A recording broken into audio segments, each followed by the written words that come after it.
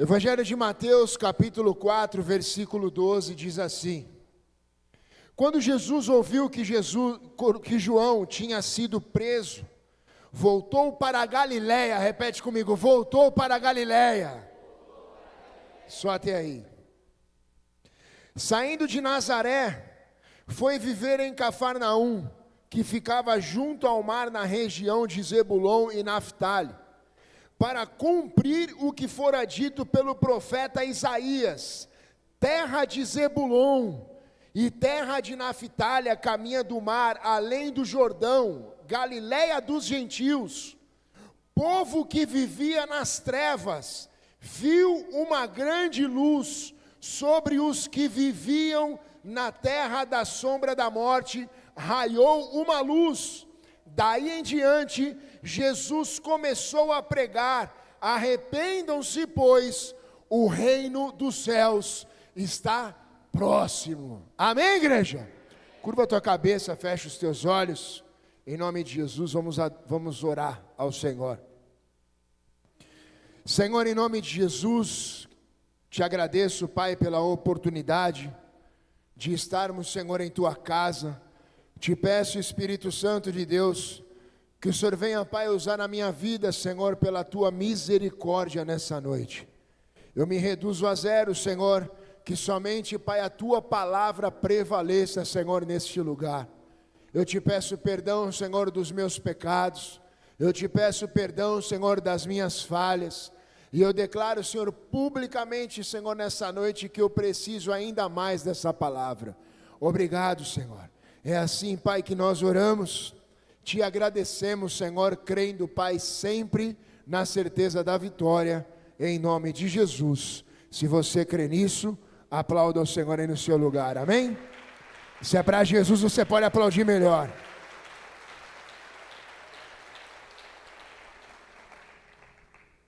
O título da palavra de hoje é: Vamos para a Galileia. Olha para o teu irmão e fala assim para ele: vamos para a Galileia. Durante algumas semanas eu tenho sido ministrado, eu tenho sido ministrado a respeito dessa palavra, de uma pregação que foi ministrada através de um grande homem de Deus chamado Judson de Oliveira. Eu até compartilhei essa ministração, uma ministração que mudou todo o meu conceito, meu irmão, sobre igreja. Esse texto de Mateus, capítulo 4, do versículo 12, fala a respeito da volta de Jesus para a Galileia. Vou ler novamente aqui rapidamente para que nós possamos entender o contexto. Quando Jesus ouviu que João havia sido preso, voltou para a Galileia, saindo de Nazaré, e foi viver em Cafarnaum, que fica junto ao mar na região de Zebulon e Naftali, para cumprir o que foi dito pelo profeta Isaías: terra de Zebulon, terra de Naftali, caminho do mar, além do Jordão, da Galileia dos gentios. Povo que vivia nas trevas, agora viu uma grande luz. Sobre os que viviam na terra da sombra da morte raiou uma luz. Daí em diante, Jesus começou a pregar: arrependam-se, pois o reino dos céus está próximo. Amém, igreja? Voltar para a Galileia, meu irmão, foi algo que o Espírito Santo tem colocado muito ao meu coração, a respeito do conceito igreja, a respeito do que realmente é sermos igreja. Galileia, meus amados, para quem não sabe, era um lugar de pessoas improváveis, era um lugar de pessoas desacreditadas pela sociedade. Havia uma divisão entre um povoado, os judeus e os gentios. E os gentios naquela época viviam na região da Galileia. Nós vamos aprender muito a respeito disso através dessa palavra. Amém, igreja? Só que o mais interessante é que a própria palavra nos garante que o profeta Isaías, o profeta messiânico, 750 anos antes de Cristo, ele já havia profetizado isso. Olha só o que ele falou lá, Isaías capítulo 9, versículo 1, não precisa abrir. Contudo, não haverá mais escuridão para os que estão aflitos. No passado, ele humilhou a terra de Zebulon e de Naphtali, mas no futuro honrará a Galileia. Amém, igreja? Olha só, repete assim comigo, mas no futuro, Jesus Cristo honrará a cidade de Alfenas. Quem crê nisso, dá um glória a Deus e aplauda a Ele. Mas no futuro honrará a Galileia dos gentios, o caminho do mar junto ao Jordão. O povo que caminhava em trevas viu uma grande luz. Sobre os que viviam na terra da sombra da morte, raiou uma luz. Fizeste crescer a nação e aumentastes a sua alegria. Eles se alegraram diante de ti, como os que regozijam na colheita, como os que exultam quando divide os bens tomados em uma batalha. Aqui o profeta messiânico já estava antecipando o que iria acontecer através do retorno de Jesus para honrar a Galileia, para levar as boas novas àquele povo, o qual era tão rejeitado pelos judeus, pelos sumos sacerdotes, pelos religiosos. Amém, igreja? Nós iremos aprender muito sobre isso. Porque viver uma vida cristã, meu irmão, não é viver uma religiosidade. Viver uma vida cristã é realizar as obras de Jesus nesse lugar. Amém, igreja? Falar nisso, dia 14, nós temos aqui a nossa ação social, a distribuição das cestas básicas. Amém? Então eu convido você a estar aqui conosco em nome de Jesus, para que nós possamos iniciar essa nossa visão de estarmos juntos e poder abençoar essas famílias. Ser cristão, meu irmão, é realizar aquilo que Jesus nos designou para que pudéssemos realizar sobre essa cidade, onde quer que Jesus nos levasse. Jesus Cristo, ele era considerado um galileu, apesar de ter nascido em Belém da Judeia. Ele viveu a maior parte da sua vida ao norte da Palestina, próximo à Galileia, na Galileia, na Palestina antiga, praticamente 30 anos. Exatamente, meu irmão, é que nós temos a testificação de que Jesus estava em lugares onde pessoas eram rejeitadas pela sociedade, e era exatamente naquele lugar onde Jesus realizava as suas obras. Foram exatamente naquele lugar, naquela região, aonde 12 homens foi escolhido por ele para fazer parte de seu ministério. A Galileia, meu irmão, é lugar de homens improváveis. A Galileia é o lugar de mulheres improváveis. A Galileia é o lugar dos verdadeiros intercessores. A Galileia é o lugar dos verdadeiros adoradores. A Galileia é o lugar dos verdadeiros homens e mulheres que servem a Jesus de todo o seu coração. Olha para o teu irmão e fala assim para ele: vamos para a Galileia, irmão. Foi exatamente a caminho da Galileia em que a mulher samaritana teve um encontro verdadeiro com Jesus. Lá no livro de João, capítulo 4, versículo 1, diz assim: os fariseus ouviram falar que Jesus estava fazendo e batizando mais discípulos do que João, embora não fosse Jesus quem batizasse, mas os seus discípulos. Quando o Senhor ficou sabendo disso, saiu da Judeia e voltou mais uma vez para a Galileia. Era-lhe necessário passar por Samaria. Assim chegou a uma cidade de Samaria chamada Sicar, perto das terras de Jacó, que Jacó dera a seu filho José. Ali havia um poço de Jacó. Jesus, cansado da viagem, sentou-se à beira do poço. Isso lhe deu por volta do meio-dia. Nisso veio uma mulher samaritana tirar água, e disse-lhe Jesus: dê-me um pouco dessa água. Os seus discípulos tinham ido à cidade para comprar comida. A mulher samaritana lhe perguntou: como o Senhor, sendo judeu, pede a mim, uma samaritana, água para beber? Pois os judeus não se dão bem com o samaritano, ou seja, com os gentios. Jesus lhes respondeu: se você conhecesse o dom de Deus, e quem lhe está pedindo essa água, você teria pedido, e eu teria lhe dado a água da vida.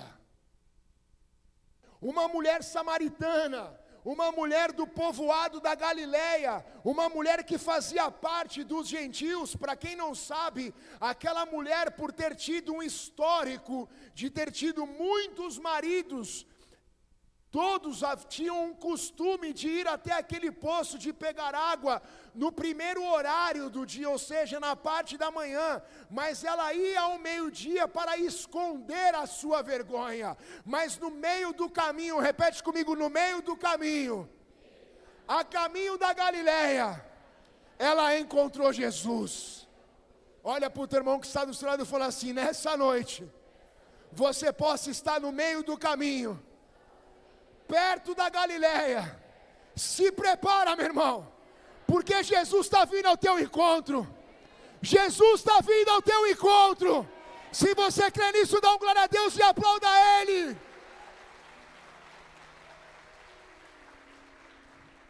É na Galileia, meu irmão, em que nós temos um verdadeiro encontro com Jesus. É na Galileia onde Jesus, nesse lugar, nessa terra chamada sul de Minas, levantará um povo que adora ao Senhor em espírito e em verdade. É exatamente nessa cidade, meu irmão, em que o Senhor vai levantar verdadeiros adoradores. É exatamente nessa cidade nós seremos reconhecidos como a cidade do celeiro de missionários, onde muitas pessoas vão ser enviadas.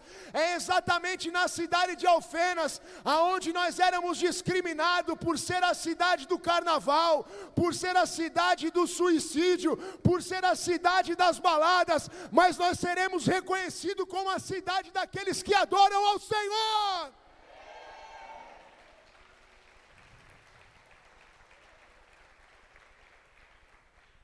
É nessa cidade onde muitos diziam que era a cidade que enterravam muitos pastores.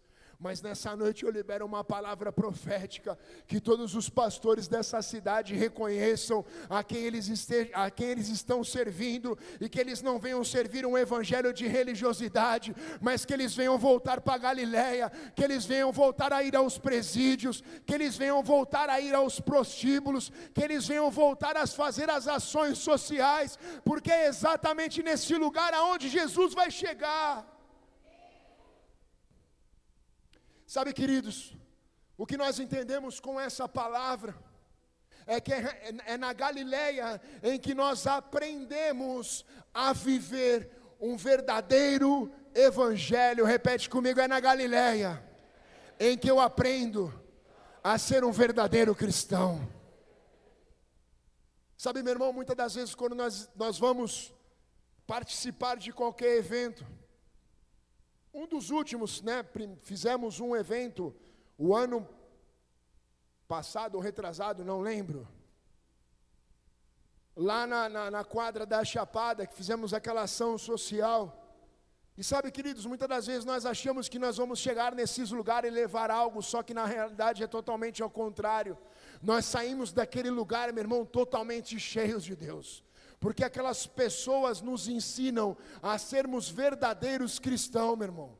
Existem pessoas que estão em situações, existem pessoas que estão na Galileia. Quando vocês encontram essas pessoas, vocês entendem, meu irmão, o que é viver verdadeiramente o Evangelho de Cristo. O que é, meu irmão, dar valor à vida. O que é, meu irmão, você ter uma família, você ter uma casa, você ter uma mesa para poder se assentar com a sua família e tomar um café. Uma das ações que nós fizemos também no ano passado, esse ano, estou achando que estou perdido no tempo. Fizemos aquele evangelismo, levamos lá a palavra de Deus para aquele povo lá no Vale do Jequitinhonha, meu irmão. pessoas totalmente sem esperança, expectativa nenhuma de vida,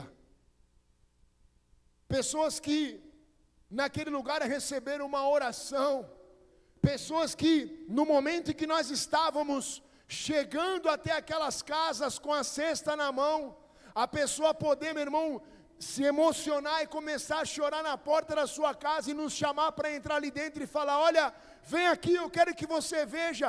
Agora mesmo eu estava pedindo a Deus para que Deus pudesse enviar uma provisão, porque eu não tinha 1 quilo de sal na minha casa, não tinha o que comer, já faziam 3 dias que eu estava sem comer, e Deus enviou vocês aqui para poder trazer essa cesta.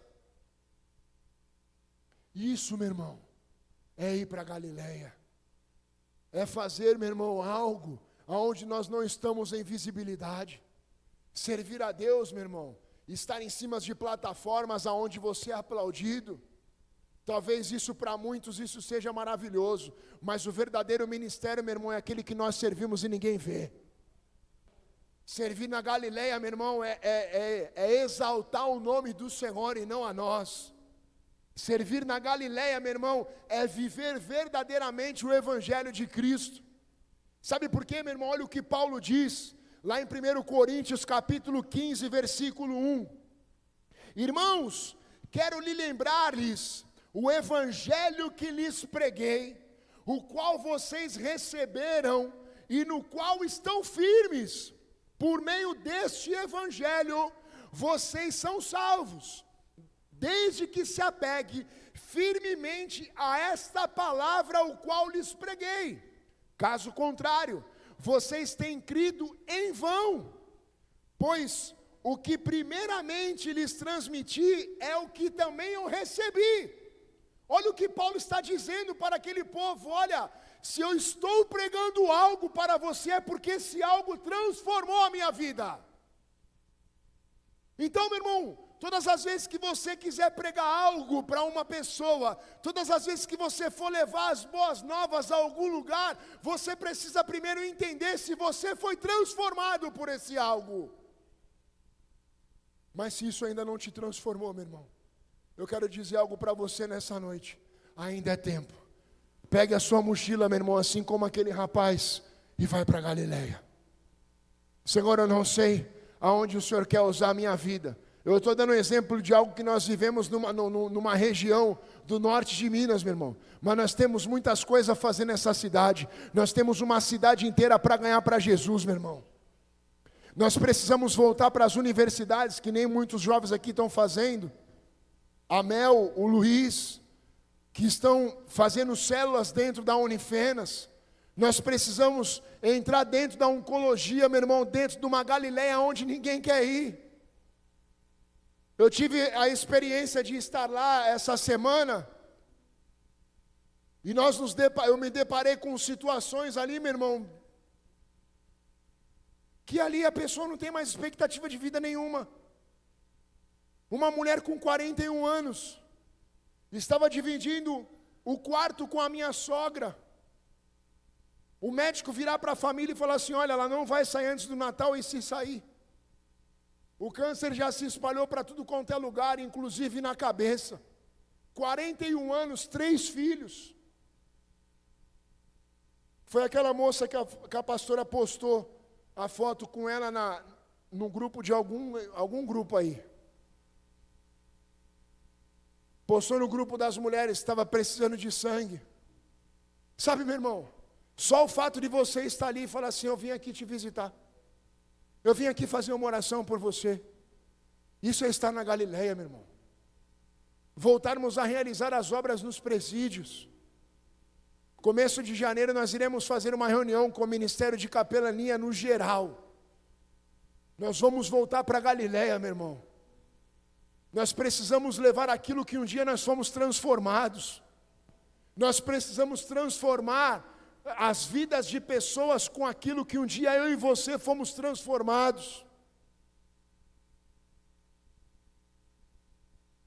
Olha o que Paulo continua dizendo: que Cristo morreu pelos nossos pecados segundo as Escrituras, foi sepultado e ressuscitou ao terceiro dia segundo as Escrituras.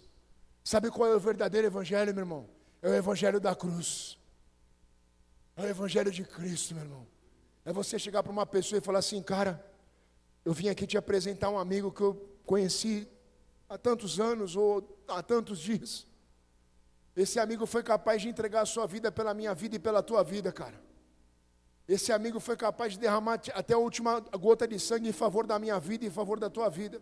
E eu estou aqui para te dizer, meu irmão, que da mesma forma que ele transformou a minha vida, ele vai transformar a tua. É na Galileia, cara. É o que nós estávamos falando na semana passada. Essa igreja, cara, ela tem uma identidade. Eu sei de onde eu vim, meu irmão. Eu sei de onde Jesus me tirou. Eu era um rejeitado pela sociedade. Com 13 anos de idade eu conheci as drogas. Não foi porque minha mãe não me avisou, não. Foi porque eu quis. Porque minha mãe me avisou: não se envolva com essas amizades, não anda com esses caras. E eu fui porque eu quis. Mas eu tive que passar por esse processo, meu irmão. Sabe por quê? Para poder entender que hoje Jesus Cristo me chamou para poder resgatar exatamente esse tipo de pessoas. Nada do que você passa na sua vida, meu irmão, é por acaso. Nada que você passa na sua vida é em vão, meu irmão. Tudo tem um propósito diante do Senhor. Se você está passando por alguma coisa na tua família, se você está passando por alguma coisa no teu casamento, se você está passando por alguma coisa na tua empresa, se você está passando por alguma coisa em qualquer área da tua vida, meu irmão, pode ter certeza que Deus está permitindo você passar por isso, porque Ele está te dando autoridade. Olha para o teu irmão e fala assim para ele: vamos para Galileia, irmão. Vamos para Galileia. Existe uma frase que diz assim: o verdadeiro evangelho é chamado, o verdadeiro evangelho o verdadeiro evangelho é um chamado à autonegação e não um chamado a uma autorrealização. É autonegação, meu irmão. Eu me nego, eu me reduzo a zero, eu carrego a minha cruz. O verdadeiro evangelho, meu irmão, é um evangelho de renúncia.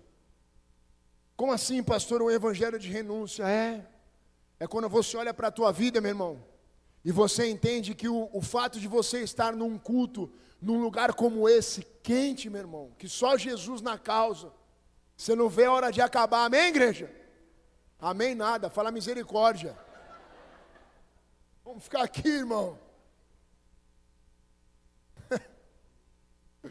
Estou brincando. Mas só o fato de você saber, meu irmão, que 6 horas da tarde você tem a oportunidade de estar na casa de Deus, meu irmão, isso é maravilhoso. Olha só, o Iago veio até de paletó. Ele falou: não, vou mostrar para a galera que eu sou crente, eu vou até de paletó hoje.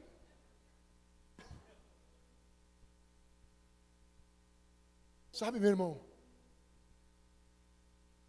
quando nós olhamos para algumas situações em nossas vidas, quando nós olhamos para algumas dificuldades o qual nós vivemos, nós entendemos que nós fomos verdadeiramente escolhidos pelo Senhor. Você não está aqui por um acaso não, meu irmão. Sabe, eu falei para a pastora outro dia, ela falou assim para mim: nossa, está tão difícil, as pessoas perderam a essência, cara. Existem pessoas desistindo, deixando de servir na obra, deixando de participar, de fazer algo para Deus dentro da igreja, seja lá zeladoria, seja lá o que for, porque estão preocupadas com outras coisas. Eu falei para ela: não esquenta com isso não, meu irmão, fique em paz. Eu falei assim: quem está perdendo a oportunidade de servir são essas pessoas, porque servir a Jesus, meu irmão, é algo maravilhoso. Realizar o evangelho de Cristo, meu irmão, é algo maravilhoso. Eu falei para ela, não esquenta com isso não. Eu falei assim: Deus vai levantar quem Ele quiser para poder servir. Sabe, queridos, é na Galileia que nós entendemos que nós precisamos aprender o verdadeiro evangelho. Sabe por quê? Abra comigo, Atos capítulo 6, versículo 8.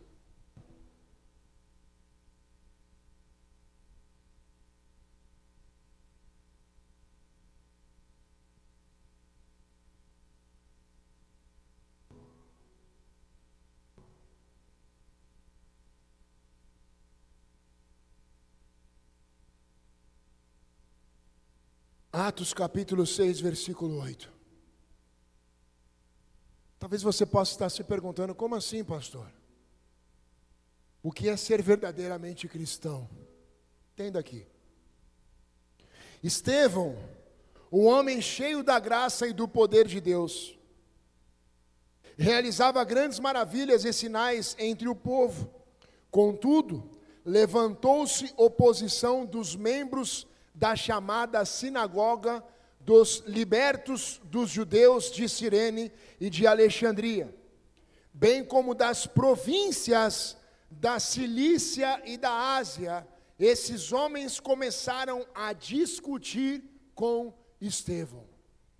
Sabe, irmãos, todas as vezes que você está a caminho da Galileia, que você for entender o teu chamado, que você for realizar algo, deixa eu dizer algo para você, meu irmão, você vai virar alvo de crítica, você vai virar alvo de apontamento, você vai virar alvo de falácias, você vai virar alvo de fofocas, mas deixa eu dizer algo para você, meu irmão, nessa noite.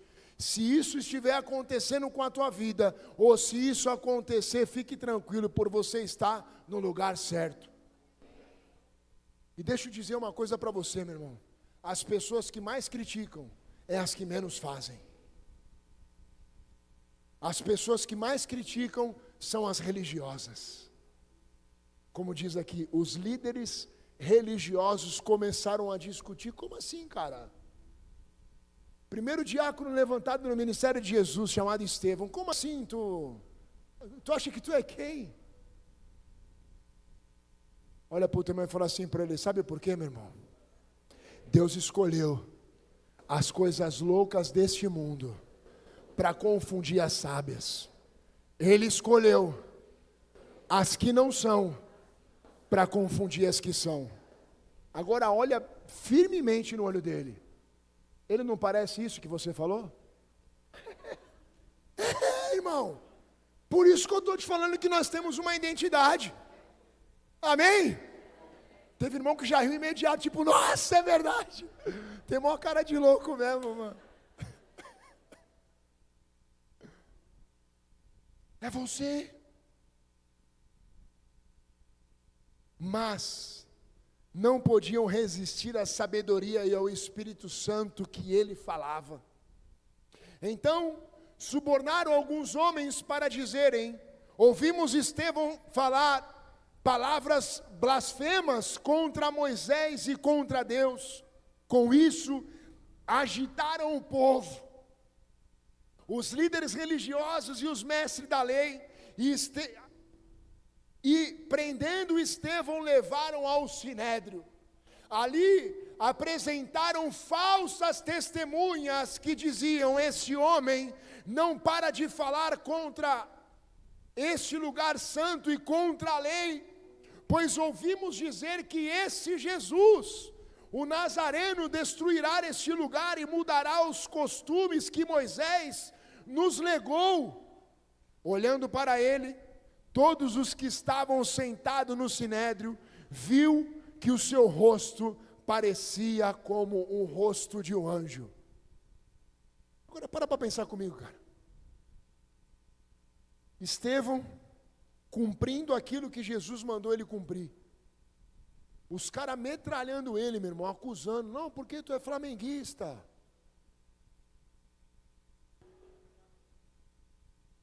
Toda vez tem que ter um, né? Vamos mudar, vai. Não, porque o teu time não tem mundial. Não precisa nem falar o time, olha, é. Começaram a acusar ele e falar: não, porque isso, porque aquilo, porque você fez isso, porque você blasfemou, porque você é lá da Avance, porque teu pastor é doido. E aí você lá. E ele só observando os caras falar e tentando levantar algo para poder o condenar. E ele, sabe por quê, meu irmão? O evangelho da cruz foi o maior ensinamento para os discípulos. Sabe como é que Jesus venceu na cruz? Calado. É dessa forma que nós deveríamos vencer. Você pode olhar para a tua vida e falar: o justo não se justifica. É verdade, cara, isso diz na palavra de Deus. Mas o silêncio ele vence mais ainda. É no silêncio, meu irmão, em que Jesus separa quem são e quem não são. É no silêncio em que Jesus separa quem é Estevão, quem é discípulo. Os caras olharam para ele e falaram: meu, o que é isso, cara? Olha o rosto, brilhava. Porque era um cara que não estava preocupado com o que estavam falando dele. Era um cara que estava preocupado no que ele iria realizar. Mas como assim, pastor? Atos 7:54. Ouvindo isso, ficaram furiosos, porque aí rolou uma treta, levaram ele para o Sinédrio e começaram toda uma discussão. E aí ele falou: não, peraí, vocês não estão entendendo quem eu sou, cara. Eu sou representante de Jesus nesse lugar. E olha só, ouvindo isso, ficaram furiosos, reagiram e rangiam os dentes contra ele. Imagina, os caras: vou te pegar, mano. Agora eu te pego. Mas Estevão, cheio do Espírito Santo, levantou os olhos para o céu e viu a glória de Deus. E Jesus de pé à direita de Deus e disse: vejo o céu aberto, o Filho do Homem em pé à direita de Deus. Mas eles taparam ouvidos e gritaram bem alto. Lançaram-se todos juntos contra ele e arrastaram para fora da cidade e começaram a apedrejá-lo. As testemunhas deixaram os seus mantos aos pés de um jovem chamado Saulo. Enquanto apedrejavam Estevão, este orava: Senhor Jesus, recebe o meu espírito. Então caiu de joelhos e bradou: Senhor, não os considerem culpado deste pecado. E dizendo isso, adormeceu. Isso é evangelho, irmão. O cara tomando pedrada, cara. O cara sendo acusado de algo que ele não fez. O cara foi morto à pedrada. E a palavra do Senhor diz que no momento em que ele estava sendo apedrejado, ele ajoelhado olhava para o céu e falava: Senhor, não condene eles pelo mal que eles estão fazendo comigo. Você tem noção, irmão? É exatamente o que a Bíblia nos ensina. É chorar com os que choram e se alegrar com os que se alegram. É você olhar para toda essa tua circunstância, meu irmão, que você tem passado na sua vida e você fala assim: eu estou indo para Galileia. É você chegar amanhã no teu trampo e você dar bom dia para o teu patrão, ele falar assim para você: só se for para você. Bom dia só se for para você, e você dentro de você: eu estou indo para Galileia. Mas não fala alto, senão ele vai achar que você está pedindo conta.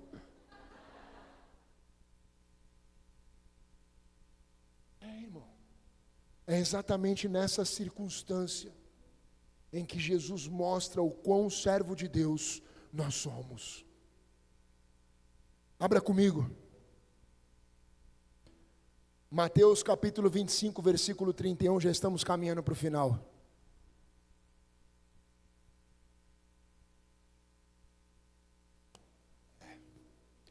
Fui inventar de levar a garrafinha embora, né? Pega mais um golinho lá. Por favor.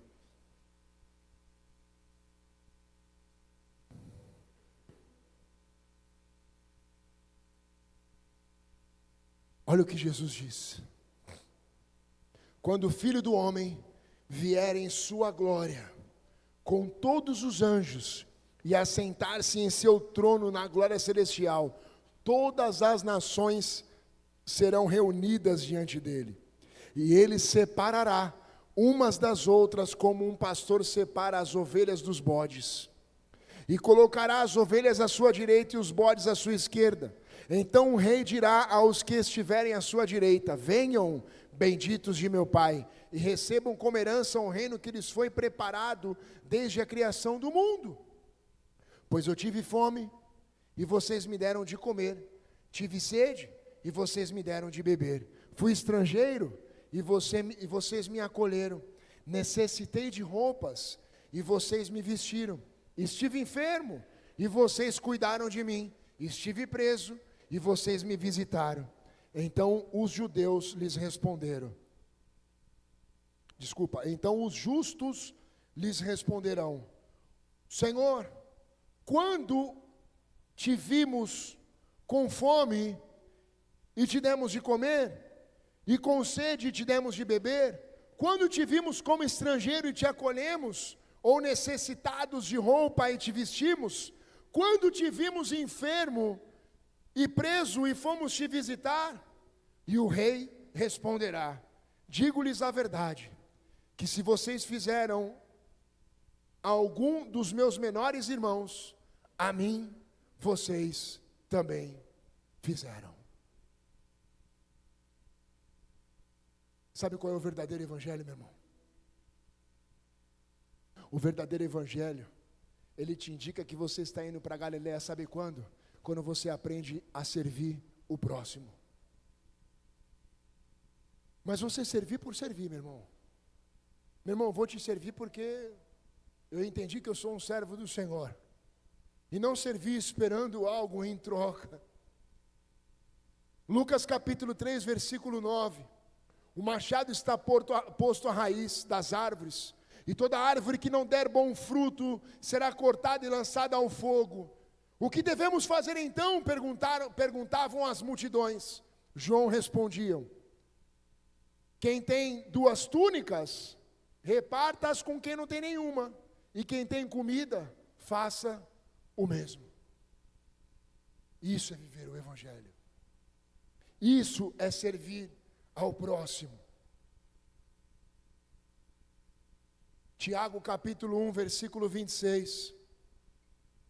Se alguém se considera religioso,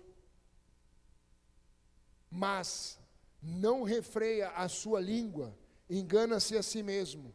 A sua religião não tem valor algum. Religião que Deus, o nosso Pai, aceita como pura e imaculada é esta: cuidar dos órfãos, das viúvas e das suas dificuldades, e não se deixar se corromper pelo mundo. O verdadeiro evangelho, meu irmão, é o evangelho da bacia e da toalha. É cuidar dos órfãos e das viúvas. Agora abra comigo 2 Coríntios capítulo 11, versículo 30, versículo 16, perdão.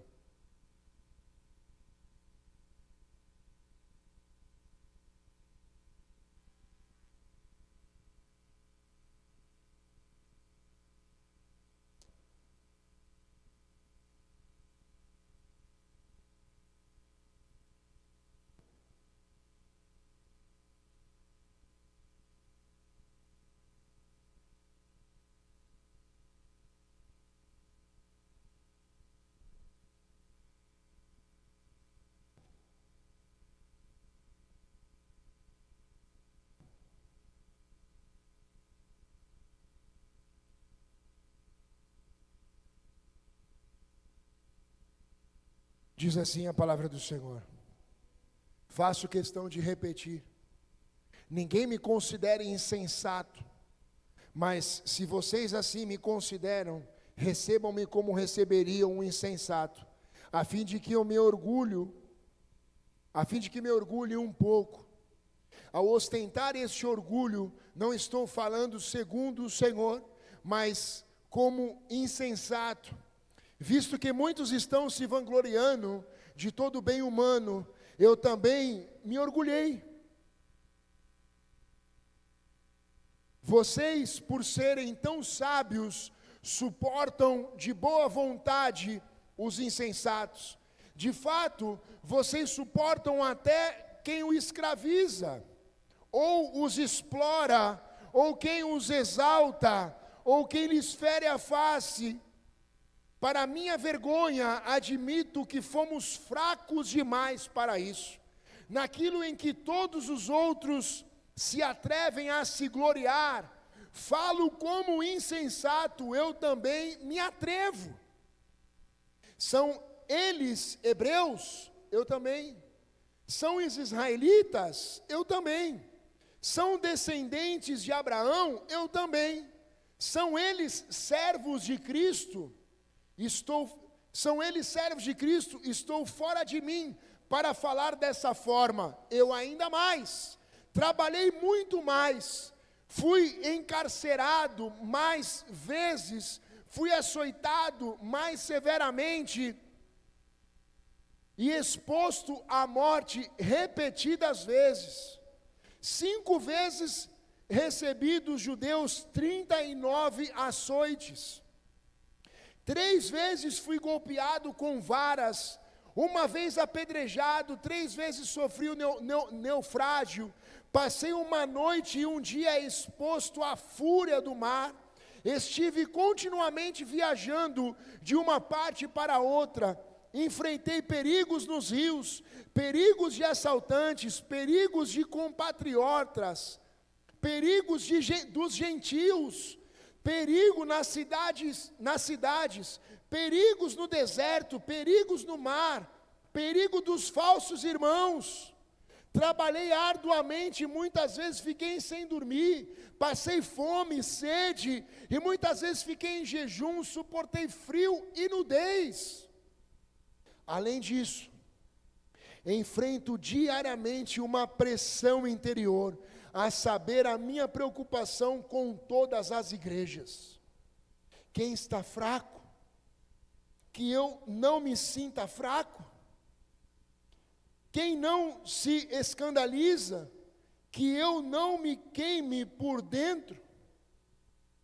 E o versículo 30, ele termina dizendo assim: se devo orgulhar-me, que seja nas coisas que mostram a minha fraqueza. Cara, isso é o exemplo de sermos verdadeiramente cristãos.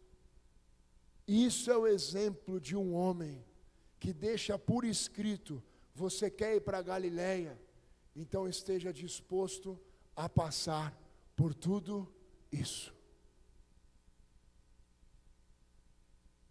Existe uma frase de um homem chamado Tim Keller, que diz assim: o falso evangelho deixa pessoas orgulhosas daquilo que elas fazem, mas o verdadeiro evangelho deixa pessoas orgulhosas daquilo que Jesus fez. Eu não me orgulho de nada, irmão. Se eu cheguei até aqui, foi pela misericórdia do Senhor.